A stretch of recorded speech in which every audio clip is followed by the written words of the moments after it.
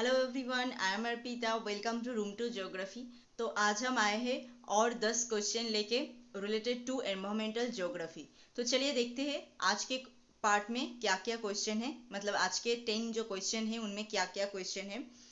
At first तो पिछले set number 4 में हमने जो बायोम है, मेनली बायोम के ऊपर क्वेश्चन आंसर हमने डिस्कस किया, तो उसका एक दो बायोम तो उस पर नहीं हुआ था, तो वो पहले हम डिस्कस कर लेते हैं। तो सवाना और tropical wet and dry biome ये क्या है?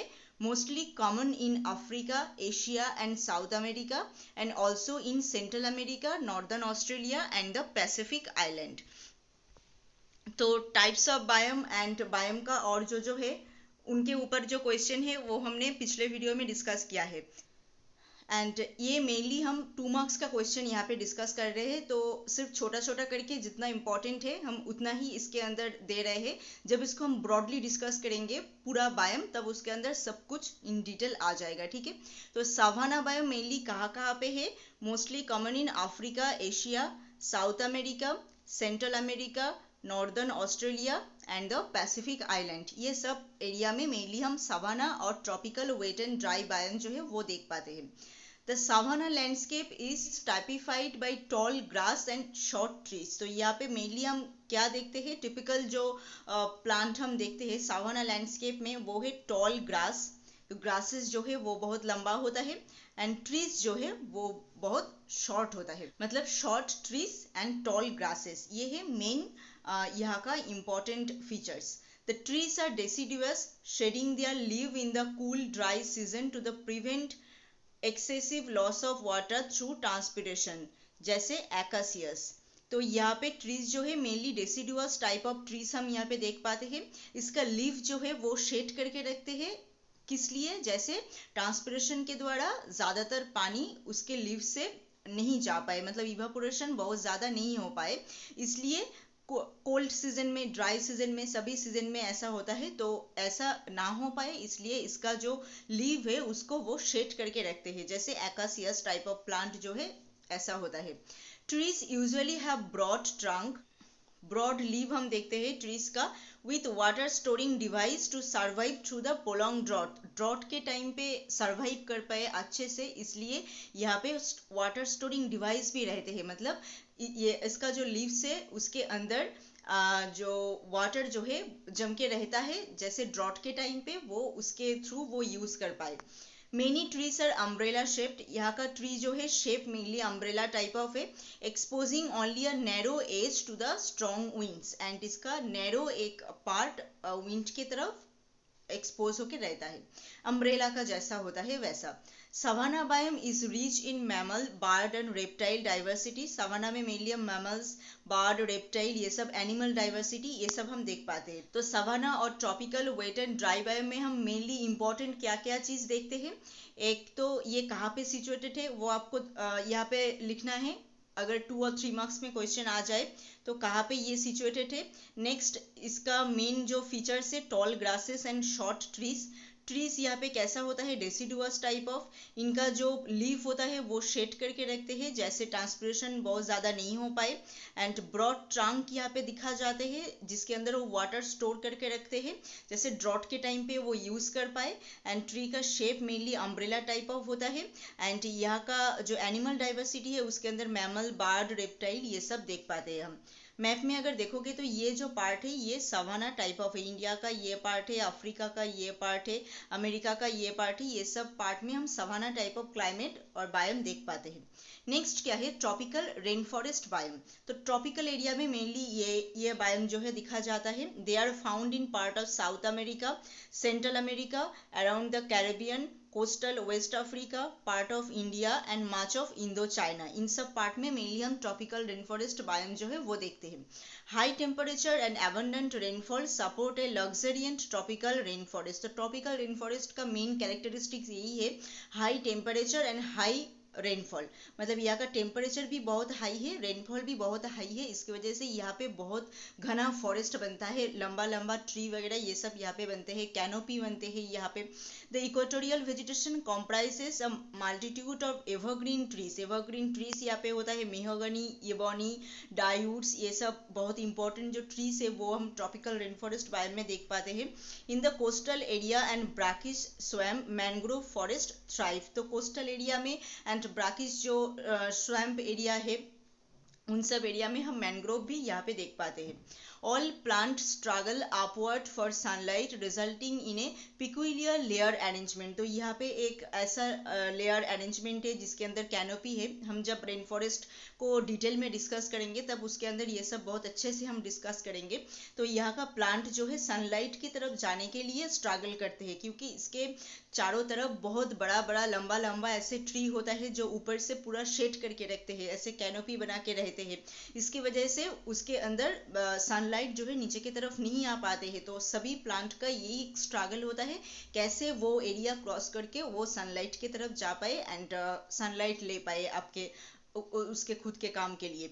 Epiphyte, mainly epiphyte type of plant हम यहाँ पे देखते हैं। An epiphyte is a plant that grows harmlessly upon another plant and derives its moisture and nutrient from the air, rain and sometimes from debris accumulating around it। तो epiphyte क्या है? Mainly ऐसा एक प्लांट है जो grow होता है और एक प्लांट के ऊपर, ठीक है, and derives it moisture and nutrient, and इसका जो मॉइस्चर एंड न्यूट्रिएंट है वो लेता है एयर, रेन एंड जो डेब्रिस होता है उन सब से ये लेता है, सनलाइट की तरफ होता है ये एपीफाइट जो प्लांट होता है।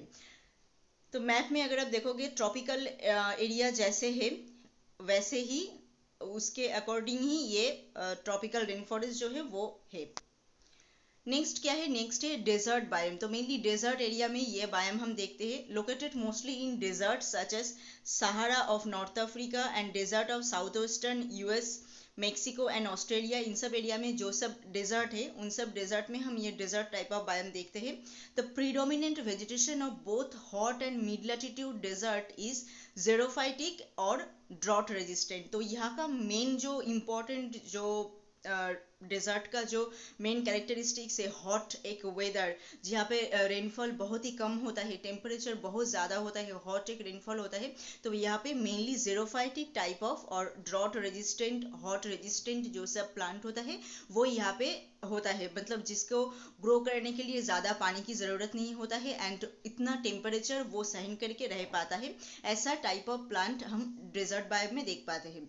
This include the cacti, thorny grasses, long rooted wiry grasses and scattered dwarf acacias। तो इस टाइप ऑफ प्लांट मेनली हम डेजर्ट बायोम में देखते हैं, कैक्टस टाइप ऑफ प्लांट।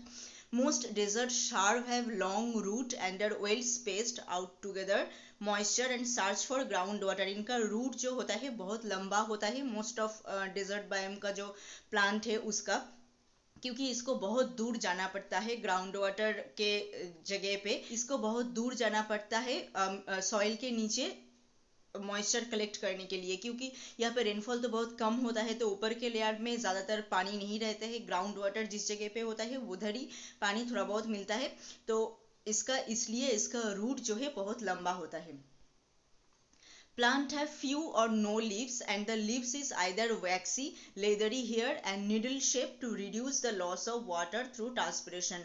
तो मोस्ट ऑफ प्लांट जो है जिसका लीफ नहीं है, अगर जिसका है उसका भी निडल शेप्ड है, लेदरी है, वैक्सी, हेयरी इस टाइप का है, जिससे ट्रांसपिरेशन और वाटर इवापोरेशन ये सब कम हो पाए, इसलिए इस टाइप का लीव्स यहाँ पे मेनली हम देखते हैं। The seed of many species of grasses and herb have thick tough skin to protect them while they lie dormant. तो स्लीपिंग टाइप ऑफ टाइम में जब ये रहता है, इसका जो ग्रासेस है मोस्ट ऑफ स्पीसीज का ये थिक होता है एंड टफ स्किन होता है, जैसे वो प्रोटेक्ट कर पाए जब ये स्लीपिंग मोड में होता है, डॉर्मेंट लाइफ में रहता है, तब ये प्रोटेक्ट कर पाए खुद को, इसलिए इसका स्किन जो है बहुत टफ एंड थिक होता है।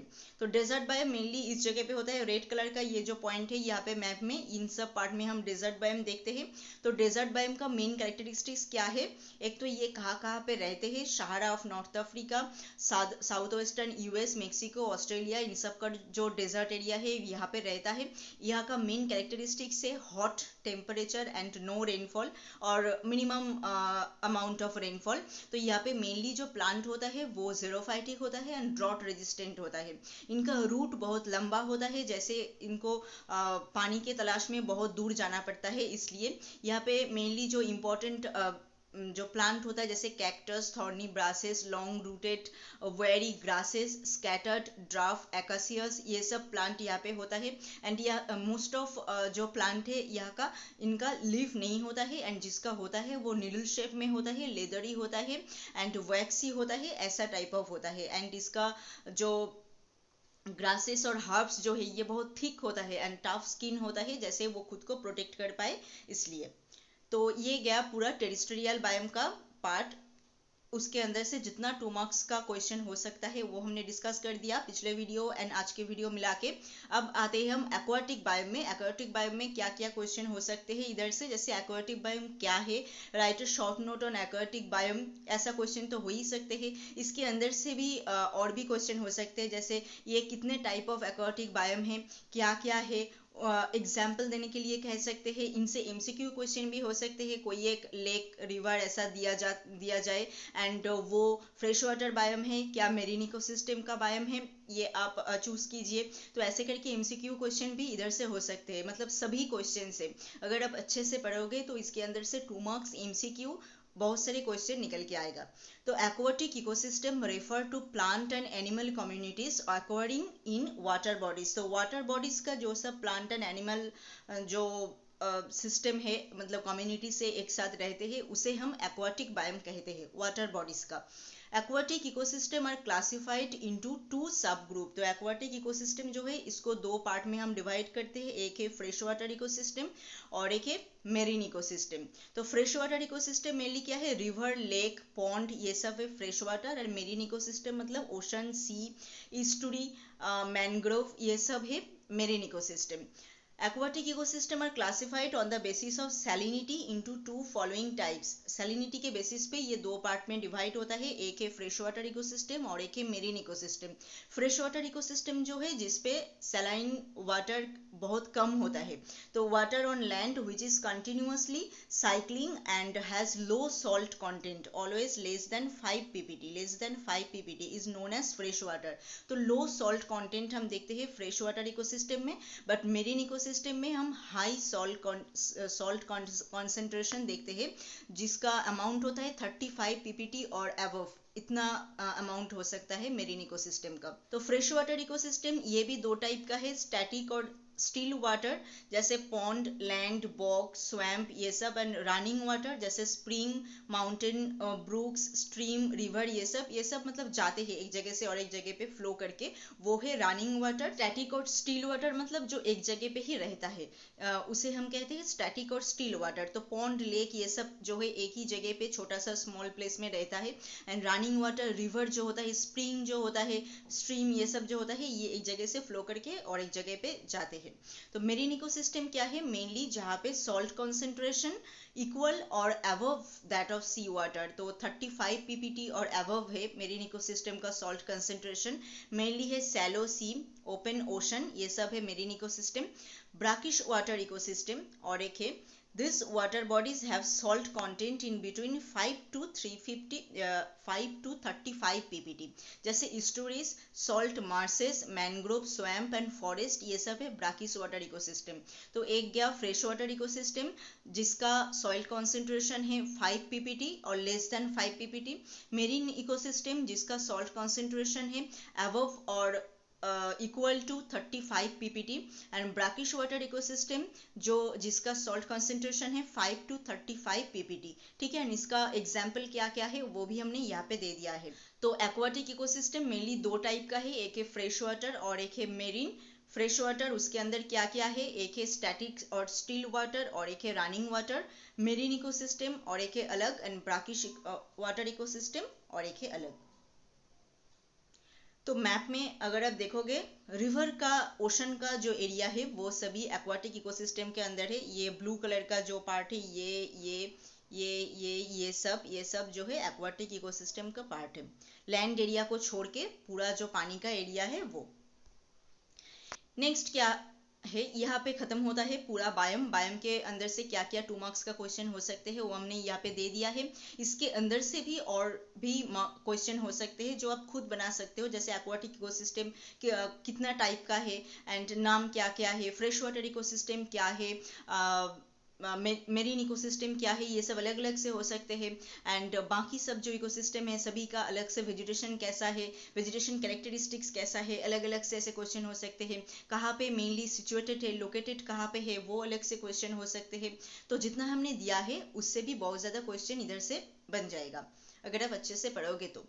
नेक्स्ट क्या है, wetland ecosystem. Wetland are area of marsh or peatland with water that is static or flowing, fresh, brackish or saline, including area of marine water, the depth of which at low tide does not exceed 6 metre. तो इनका depth है 6 metre. ये mainly marches और पीट land with water that is static or flowing, brackish, saline, इन सब का होता है। तो एक एरिया पे होता है ऐसा लैंड जो वेट टाइप का है, उसे हम कहते हैं वेटलैंड। वेटलैंड है transition zone between terrestrial and aquatic ecosystem. तो ये एक ऐसा प्लेस है जहाँ पे एक्वाटिक इकोसिस्टम भी होता है एंड टेरिस्टेरियल इकोसिस्टम भी होता है, दोनों के बीच का एक एरिया है। तो ये एक इकोटोन भी है, इसलिए इकोटोन हमने कहा दो अलग अलग बायोम और दो अलग अलग प्लेस का जो बीच का ट्रांजिशन जो जोन होता है उसे हम इकोटोन कहते हैं। तो वेटलैंड एक इकोटोन भी है, जैसे mangrove, lake, littoral, marginal area between highest and lowest water level of the lake, floodplain area lying adjacent to the river channel beyond the natural leaves and periodically flooded during high discharge in the river and other marshy और swampy area. तो ये कैसा area है wetland, जैसे mangrove. Mangrove area कहाँ पे होता है, जहाँ पे लैंड खत्म होता है एंड ओशन स्टार्ट होता है, इन दोनों के बीच में ये मैनग्रोव एरिया हम देखते हैं। तो ये वेटलैंड इकोसिस्टम के अंदर है। फ्लड प्लेन एरिया जो होता है, जो river flood plain area mainly कहाँ होता है, adjacent to the river channel beyond the natural leaves and periodically flooded during high discharge। तो most of time flood plain area में हम फ्लड देख पाते हैं। तो रिवर चैनल के साइड का जो एरिया होता है वो मेनली फ्लड प्लेन एरिया होता है एंड उसके बाद लैंड एरिया होता है। तो वहाँ पे फ्लड के द्वारा पानी भी आते हैं एंड लैंड भी होता है, दोनों के बीच का एरिया है, वो भी है वेटलैंड इकोसिस्टम। तो वेटलैंड इकोसिस्टम मेनली एक ट्रांजिशन जोन है between terrestrial and aquatic ecosystem, जहाँ पे टेरिस्टेरियल इकोसिस्टम का भी पार्ट है, एक्वाटिक इकोसिस्टम का भी पार्ट है।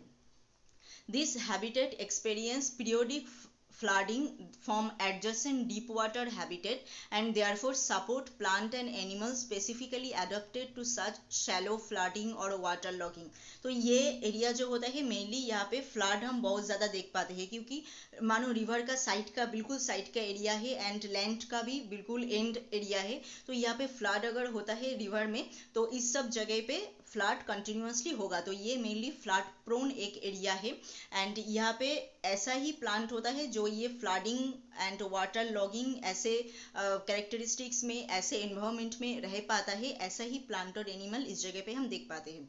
Water logged soil adapted plant life, जैसे हाइड्रोफाइट। तो वाटर लॉक्ड इन एरिया पे mainly hydrophyte type of plant हम देख पाते हैं and hydric soil are the chief characteristics of wetland. And hydric soil जो है जहाँ पे ऑक्सीजन कम है, ऐसा एक सॉइल है इस जगह का main characteristics. India has over 27,000 wetland. India में ऐसा इतने सारे वेटलैंड है, of which 23,000 plus are inland wetland and around 4,000 are coastal wetland। ठीक है, तो इनमें 23,000 जो है इनलैंड वेटलैंड है एंड 4,000 जो है कोस्टल वेटलैंड है। तो वेटलैंड मेनली क्या है, land area and river area और एक्वाटिक एरिया, इन दोनों एरिया के बीच का एक एरिया, एक स्वैम्पी, एक marshes, shallow, flooding, water locked area, जिस जगह पे most of time water locked रहता है, फ्लड होता है बहुत ज़्यादा, ऐसा एक एरिया।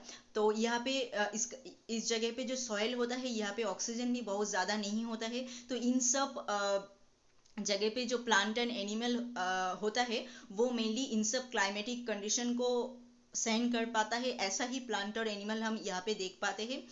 तो ये है mainly wetland. Wetland occupy 18.4% of the country's area, of which 70% are under paddy cultivation। तो wetland mainly country का जो area है उसका 18.4% है वेटलैंड, एंड जिसका 70% है पैडी कल्टीवेशन, मतलब जिसका 70% एरिया में कल्टीवेशन होता है। Natural wetland in India ranges from high altitude wetland in the Himalaya and flat plain of the major river.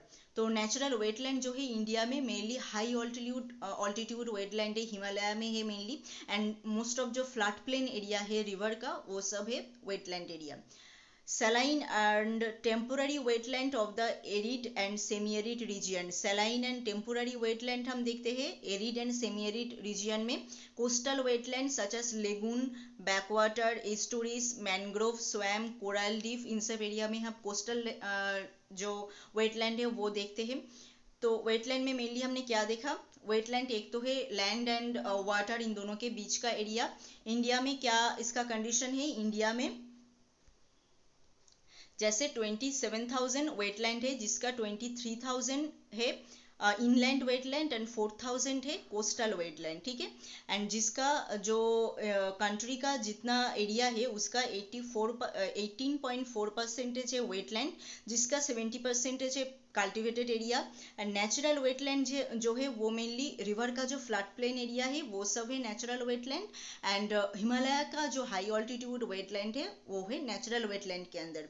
And saline and temporary wetland में क्या क्या है, saline water and temporary wetland mainly arid और semi arid region, इन सब area में हम देखते हैं। कोस्टल वेटलैंड मेनली हम स्टोरीज, मैनग्रोव, बैकवाटर, इन सब जगह पे, लेगून, इन सब जगह पे हम कोस्टल वेटलैंड देखते हैं। तो ये है पूरा वेटलैंड। यहाँ पे अगर मैप में देखोगे तो कुछ ऐसा है, ये मैप में ये है वेटलैंड एरिया, जिसके इस तरह पे टेरिस्टेरियल एरिया, इसके यहाँ पे है वाटर, तो यहाँ पे सभी तरीके का इकोसिस्टम एक साथ मिला के रहते हैं, तो ये है वेटलैंड एरिया। नेक्स्ट है difference between lake and wetland. तो लेक एंड वेटलैंड इन दोनों के बीच में डिफरेंस क्या है, कैरेक्टरिस्टिक्स हमने यहाँ पे दिया है, इन सब के बेसिस पे हमने डिफरेंस जो है किया है। तो ओरिजिन के बेसिस पे largest is due to tectonic force, fluvial geomorphic increase in water table. तो लेक कैसे बनते हैं, टेक्टोनिक फोर्स के द्वारा, फ्लूवियल जियोमॉर्फिक प्रोसेस, इन सब के द्वारा। And wetland mainly fluvial and residual lake जो है वो है वेटलैंड। वाटर टर्नओवर, लेक में परमानेंट वाटर हम देखते हैं, बट वेटलैंड में परमानेंट और टेम्पोररी दोनों टाइप का ही हम देखते हैं। हमने अभी डिस्कस किया टेम्पोररी वेटलैंड, परमानेंट वेटलैंड हमने डिस्कस किया। एंड उसके बाद वाटर लेवल चेंज, इसके अकॉर्डिंग पे रिलेटिवली स्मॉल चेंजेस, यहाँ पे स्मॉल मतलब बहुत कम होता है, बट वेटलैंड में बहुत ज़्यादा होता है। थर्मल स्ट्राटिफिकेशन ये लेक में होता है बट वेटलैंड में नहीं होता है। वर्टिकल मिक्सिंग थर्मली रेगुलेटेड, ये थर्मली होगा, थर्मली रेगुलेटेड, एंड यहाँ पे वर्टिकल मिक्सिंग विंड रेगुलेटेड, मतलब लेक में जो मिक्सिंग होता है ऊपर का पानी नीचे का पानी थर्मली होता है ये, और वेटलैंड में विंड के द्वारा होता है। डोमिनेंट प्रोड्यूसर लेक में है फाइटोप्लैंक्टन, वेटलैंड में है माइक्रोफाइट। फूड चेन लेक में मेनली ग्रेजिंग पाथवे देखते हैं, एंड वेटलैंड में डेट्रीटस फूड चेन मेनली हम देखते हैं।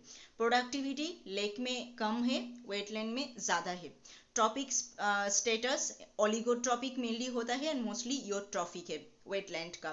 Function less significant, and wetland में फूड कंट्रोल सिग्निफिकेंट है। वेस्ट ट्रीटमेंट लेक में नहीं है, वेटलैंड में है। तो इतने सारे डिफरेंस लेक एंड वेटलैंड इन दोनों के बीच में है। ये 2 मार्क्स का एक इंपॉर्टेंट क्वेश्चन है obviously. Next 7 number of question क्या है, इंपॉर्टेंस ऑफ वेटलैंड। तो ये जो वेटलैंड हमने देखा इनका इंपॉर्टेंस क्या है। Wetland are indispensable for the countless benefit or ecosystem services that they provide humanity, ranging from freshwater supply, food and building material and biodiversity to flood control, ground water recharge and climate change mitigation. तो इसका बहुत सारे benefit है, countless benefit है wetland का, ठीक है, ecosystem के लिए। जैसे इसका मेन काम क्या है, फूड एंड बिल्डिंग मटेरियल जो इधर से मिलता है, फ्रेश वाटर सप्लाई होता है यहाँ पे, fresh water and marine water दोनों के बीच का एरिया है ये, एंड बायोडाइवर्सिटी कंट्रोल होता है, ग्राउंड वाटर रिचार्ज होता है इसके द्वारा, क्योंकि यहाँ पे हमेशा फ्लड होता रहता है तो इसके द्वारा ग्राउंड वाटर रिचार्ज भी होता है। क्लाइमेट चेंज मिटिगेशन वो भी ये करता है। Wetland are habitat to aquatic flora and fauna, numerous species of native and migratory birds. तो यहाँ पे बहुत type of flora and fauna हम देखते हैं, aquatic flora and fauna, and यहाँ पे माइग्रेटरी बर्ड्स भी देखते हैं जो यहाँ पे आते हैं, रिप्रोड्यूस करते हैं, खाना खाते हैं, फिर चले जाते हैं, माइग्रेटरी बर्ड्स जैसा होता है, वो भी हम यहाँ पे बहुत ज्यादा देख पाते हैं। Wetland are an important resource for sustainable tourism, ये टूरिज्म के लिए भी बहुत इंपॉर्टेंट है, इन सब एरिया में लोग आते हैं टूरिज्म के पर्पस देखने के लिए। They carry out water purification, filtration of sediment and nutrient from surface water. तो ये water purification, filtration of sediment ऐसा काम भी ये करता है।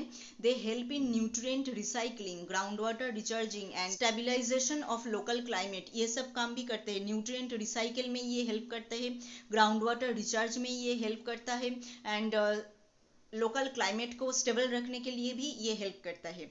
Play an important role in flood mitigation, flood mitigation में इम्पॉर्टेंट रोल प्ले करते हैं। Buffer shoreline against erosion and pollutant, तो ये एक ऐसा एरिया है जो इरोशन एंड पॉल्यूटेंट का बफर एक एरिया है, इरोशन एंड पॉल्यूटेंट इसके बीच का area. They act as a genetic reservoir for various species of plant, एक रिजर्वर है बहुत सारे स्पीसीज का, स्पेशली राइस, पैडी कल्टिवेशन होता है, राइस कल्टीवेशन होता है ऐसे एरिया पे, तो इन सब के लिए एक रिजर्वर टाइप ऑफ है ये। तो ये गया इम्पोर्टेंस ऑफ वेटलैंड। तो इम्पोर्टेंस में मेनली क्या है, एक तो इसका काउंटलेस बेनिफिट है, food and building material, flood control करते हैं, क्लाइमेट चेंज मिटिगेशन ये सब करते हैं, ग्राउंड वाटर को रिचार्ज करते हैं, यहाँ पे बहुत सारे एक्वाटिक फ्लोरा एंड फौना हम देखते हैं, माइग्रेटरी बर्ड्स देखते हैं, एंड टूरिज्म के लिए ये बहुत इंपॉर्टेंट है। और क्या क्या है, ये नेचुरल वाटर प्यूरिफिकेशन है एंड फिल्टरेशन ऑफ सेडिमेंट, ये सब काम करते हैं, न्यूट्रिएंट साइक्लिंग में हेल्प करते हैं, ग्राउंड वाटर रिचार्जिंग में, लोकल क्लाइमेट को स्टेबल रखने के लिए ये हेल्प करते हैं, फ्लड मिटिगेशन में ये रोल प्ले करते हैं, एंड ये एक बफर एरिया है पॉल्यूटेंट एंड इरोशन इन दोनों के बीच का, एंड ये एक जेनेटिक रिजर्वर है बहुत सारे प्लांट के लिए, जैसे राइस बनते हैं इन सब एरिया में। तो ये गया इम्पोर्टेंस ऑफ वेटलैंड। नेक्स्ट क्या है, reason for depletion of wetland. तो वेटलैंड डिप्लीट हो रहा, वेटलैंड का जो डिप्लीशन हो रहा है उसके पीछे रीजन क्या क्या है। एक्सेसिव पॉल्यूटेंट एक इम्पॉर्टेंट रीजन है, जो इंडस्ट्रियल इफ्लुएंट है, इंडस्ट्री से जो सब निकल के आ रहे हैं प्रोडक्ट बनने के बाद, जो पॉल्यूटेड जो वाटर वगैरह ये सब आ रहे हैं वो आके इधर मिल रहा है, डोमेस्टिक वेस्टेज जो है इधर आके मिल रहा है, एग्रीकल्चरल रन ऑफ होके, एग्रीकल्चर से जो पेस्टिसाइड वाला जो सब पानी होता है वो आके यहाँ पे मिल रहा है, और डम्प्ड इनटू वेटलैंड, एंड जो रिसाइकल भी नहीं कर पा रहे हैं हम, मतलब रिसाइकलिंग कैपेसिटी के भी बाहर है वो।